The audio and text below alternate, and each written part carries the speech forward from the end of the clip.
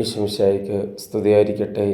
കർത്താവിൽ ഏറ്റവും അനുഗ്രഹിക്കപ്പെട്ടവരെ, നമ്മൾ ശൂനോയെ നോയമ്പിടെ ഈ 2-ാം ദിവസം ദൈവമാതാവിൻ്റെ മുമ്പാകെ നമ്മളുടെ ജീവിതം സമർപ്പിക്കുന്നുണ്ട്.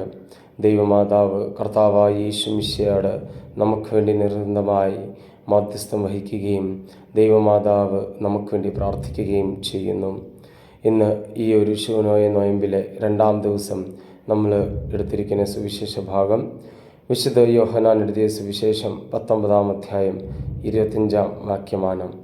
ഈ 25-ാം വാക്യം നമ്മൾ ഓർമ്മപ്പെടുത്തുന്ന ഒരു കാര്യമുണ്ട്. യേശുവിൻ്റെ കുരിശിനരികെ അവൻ്റെ അമ്മയും അമ്മയുടെ സഹോദരിയും ക്ലെയോപ്പാസിൻ്റെ ഭാര്യയും മറിയവും മഗ്ദലന മറിയവും നിൽക്കുന്നുണ്ടായിരുന്നു.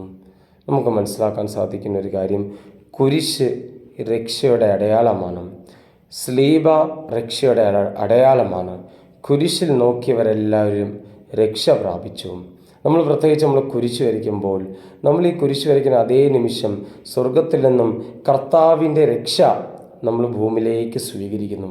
ഒരു കുടുംബ പ്രാർത്ഥനയിൽ ഒരുമിച്ച് എല്ലാവരും കുരിശ് വരയ്ക്കുമ്പോൾ നമ്മൾ ഈ ഒരു കുടുംബം ഒരുമിച്ച് സൗഖ്യം പ്രാപിക്കുന്നു, കുടുംബം ഒരുമിച്ച് രക്ഷ നേടുന്നു, കുടുംബം ഒരുമിച്ച് ദൈവത്തെ സ്തുതിച്ചുകൊണ്ട് കർത്താവെ, എല്ലാ അപകട സമയത്തിൽ നിന്നും ഞങ്ങളെ രക്ഷിക്കണമേ, ഞങ്ങളുടെ രക്ഷകനും ഓഹരിയും നീയാകുന്നു, ഞങ്ങളുടെ കർത്താവായ ഈശോമിശിഹാ നിരന്തരമായി ഞങ്ങളുടെ കുടുംബത്തിൽ വസിക്കണമേ, ഞങ്ങളുടെ ജീവിതത്തിൽ വസിക്കണമേ, ഞങ്ങളെ രക്ഷിക്കണമേ എന്നുകൂടി നമുക്ക് കാണാൻ സാധിക്കും.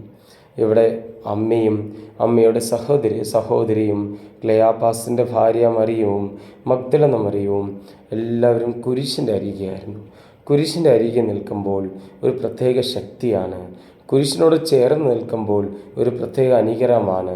കുരിശിനെ നോക്കി ജീവിക്കുമ്പോൾ ഒരു പ്രത്യേകമായ സ്വർഗത്തിൻ്റെ ഒരു പ്രത്യേകമായ അനുഗ്രഹവും ശക്തിയും വെളിപാടും നമ്മളിലേക്ക് കടന്നു വരും. ഈ കുരിശിൽ നോക്കി രക്ഷ പ്രാപിക്കുന്നവർക്കെല്ലാം അനുഗ്രഹമാണ്. അപ്പോൾ നമുക്കും പറയാൻ സാധിക്കും, ഈ കുരിശ് എന്നെ രക്ഷിച്ചു. നമുക്ക് കാണാൻ സാധിക്കും, കുരിശിനോട് ചേർന്ന് നമ്മൾ പ്രാർത്ഥിക്കുമ്പോൾ, കുരിശ് എൻ്റെ ജീവിതത്തിൻ്റെ ഭാഗമായി തീരുമ്പോൾ നമുക്ക് 51-ാം സങ്കീർത്തനം 12-ാം വാക്യത്തിൽ നമ്മൾ എഴുതിയതുപോലെ തന്നെ നമ്മുടെ ജീവിതത്തിലും അത് അതേപടി സംഭവിക്കും. നമുക്ക് നോക്കാം എന്താണ് 51-ാം സങ്കീർത്തനം 12-ാം വാക്യം. അങ്ങയുടെ രക്ഷയുടെ സന്തോഷം എനിക്ക് വീണ്ടും തരണമേ, ഒരുക്കമുള്ള ഹൃദയം നൽകി എന്നെ താങ്ങണമേ. രക്ഷയുടെ സന്തോഷം ദൈവം നമുക്ക് തരും. അമ്മ നമ്മളെ പഠിപ്പിച്ചത് ഇത് തന്നെയാണ്.